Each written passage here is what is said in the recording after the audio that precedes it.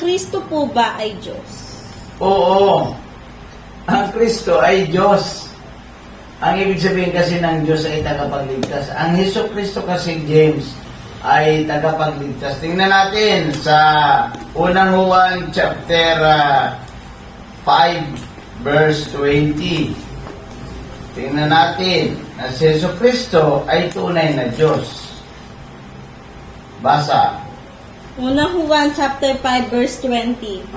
At nalalaman natin na parito na ang anak ng Diyos at binigyan niya tayo ng pangunawa upang makilala natin ang tunay na Diyos at tayo'y nasa tunay na Diyos sa kanyang anak na si Hesus Kristo.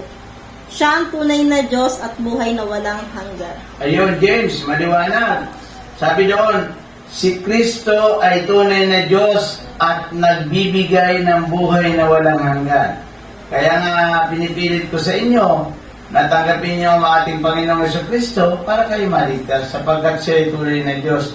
Yun ay mababasa mo, isa lang sa mga talata yan na pinababasa ko sa iyo, James.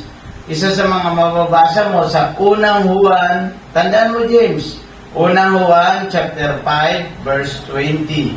Si Kristo ay tunay na Diyos at nagbibigay ng buhay na walang hanggan.